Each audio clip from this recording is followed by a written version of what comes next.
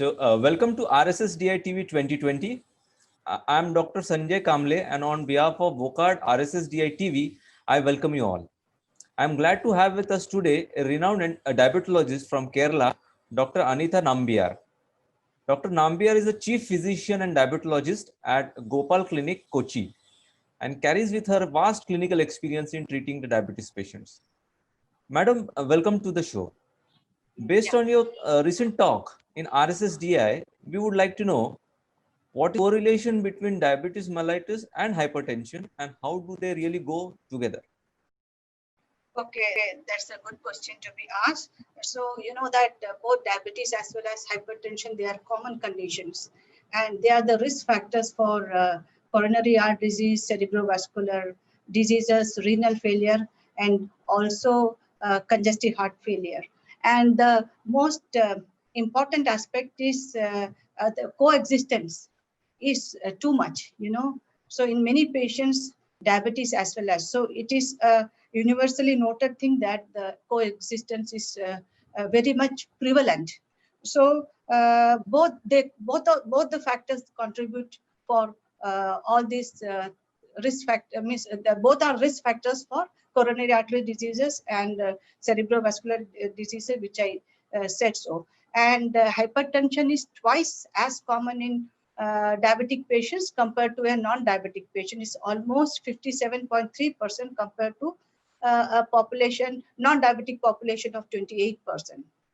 And there were so many trials, and there are many evidences that reducing blood pressure in patient who has got diabetes, it gives protection to those patients, thereby decreasing all cardiovascular outcomes. So that is one aspect. And second aspect is we should know that as the age is increasing in the geriatric population, the prevalence of diabetes as well as hypertension is increasing. So they are the means they are the group who are going to have all these problem. And important aspect is the systolic blood pressure is more in them.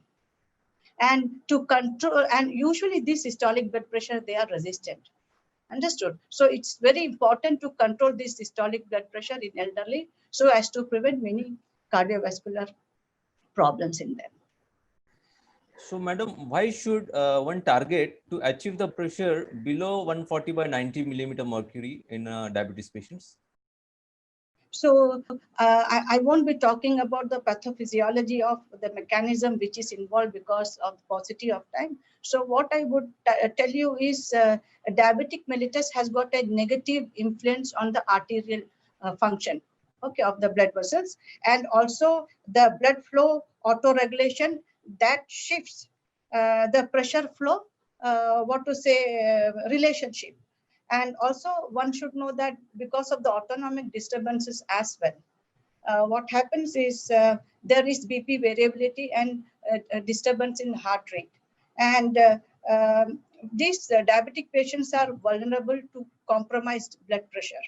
So what happens is if you bring down the blood pressure to extent like suppose the blood pressure of a patient is say 130, 80, and you bring down it to 110, 60, what will happen is they develop a J curve phenomenon. And what is J curve phenomenon is once you bring down the diastolic pressure, especially below 60, the blood flow to the vital organs, they are hampered. And thus, instead of getting a protective action of blood pressure lowering agents, what we get is a deterioration of all the factors. So one has to take care of. So compared to general population, diabetic patients are more prone because of all these autonomic disturbances. You know that from the very beginning in diabetic patients, there is arterial stiffening also that causes also systolic blood pressure to rise. So taking all this into consideration and diabetes as a whole, we should target a BP of less than 140 by 90. So what are the evidences of keeping the blood pressure target below 140 by 90 for diabetes mellitus? So the thing is, see, 2 years back or maybe 3-4 years back, the target BP control in diabetic patients was 130 by 80. So that was the BP that we used to bring down patients' BP to that level. But it is not so, because we have so many evidences to tell us that the BP control should be less than 140/90. So if you take guidelines, so if you take the guidelines, the NICE guidelines say one should start treating diabetic patients if the BP is more than 140/90. And what does ADA says? It also says so, start treating diabetic patients if their BP is more than 140/90 and bring down to less than 140/90 also. And we have many guidelines from we have got from American Cardiology Association, we have from American Heart Association. All they have come out with the guidelines that it should be less than 140/90. Similarly, the European Society of Hypertension, what they say is bring down to 135/85. That is there. Except IDF, what International Diabetic Federation and this Canadian guideline, both they prefer a BP of less than 130/80, provided the patient is below the age of 70. If they are above 70, it should be around 140/90. And if they are above 85 or 80, it should be 150/90. That is the thing. So a couple of years back, we had so many trials, and so many trials are all going on. So HOT trial, and we had advanced trial, we had UKPDS trial. What it showed was that the BP should be below 130/80.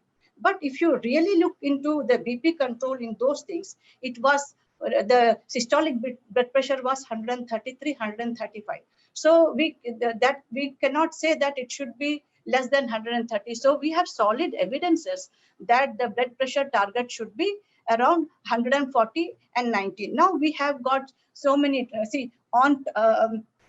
we have many other, randomized control trials. We have got so many meta-analysis of this trial. We have got post-hoc studies, or we have observational trials. All of them have shown that BP, if you bring down BP by 140/90, that is the best blood pressure control, the systolic between 131 to 39, and and the diastolic between 80 to 90, preferably below 85, and the systolic on the lower edge of 130, maybe 131 to 133, 134. That is the best BP that you can have.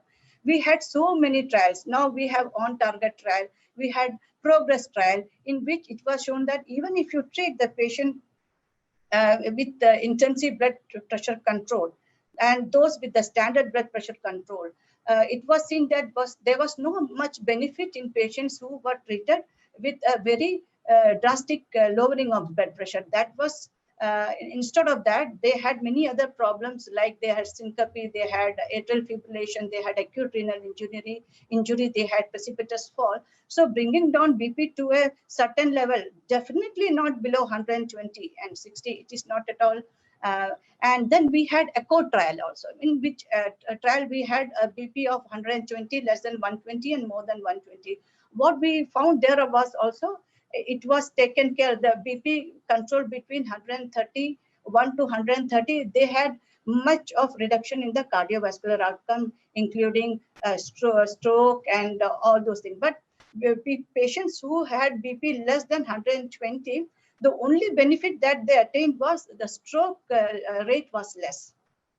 So that was one thing. And this ECHO trial, when it was when the long-term study of this ECHO trial, this is called accordion trial. So what did it tell us? That those patients who had opted for a low BP target in the trial, they wanted to keep up their trial a bit higher. And the difference between the two arms were around 14.5 millimeter of mercury, which came down to 4.2 millimeter of mercury in 56 to 80 months. And what did it show? Those who had higher BP, the chances of having cardiovascular mortality and all cardiovascular outcomes were better.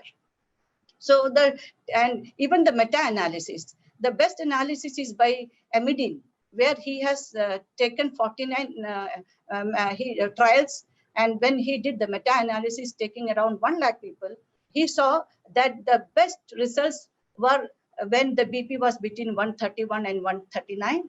And secondly, those by Thomas Paulos, where he had 2.5 lakh people where the meta-analysis was done for 72 trials. There also the same findings were there, but he had more of benefit when BP was a bit, but 130 to 139 definitely was better. And when we talk about the diastolic blood pressure for patients with diabetic nephropathy, it is better you keep your diastolic blood pressure between 80 to 85. Even 70 to 79 is okay, but not at any cost below 60.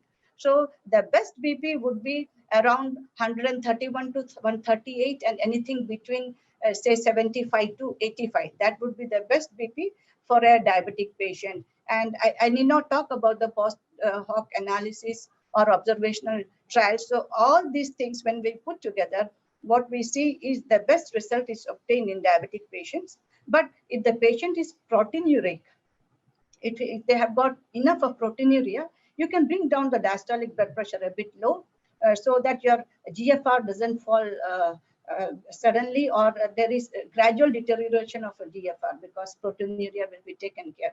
And you can bring down your BP much less if you don't have diabetic, but you can bring down your you have known about the SPRINT trial, what did they do? And this SPRINT trial never had any diabetic patient. So bringing down BP would definitely help bring down cardiovascular outcomes. But in diabetic patient, one has to be very, very careful while treating blood pressure. And I tell you, only in 52% of the patient with diabetes, actually, it is possible to bring down the diastolic, even systolic pressure below 140, below 140 systolic per se. So I think it's better we keep blood pressure anywhere, what I said, below 140/90. Thank you, ma'am. Thank you so much for sharing your views, and stay tuned to RSSDI TV 2020 for more recent updates from RSSDI. Thank you so much. Thank you so much. Thank you so much, Dr. Sanjay.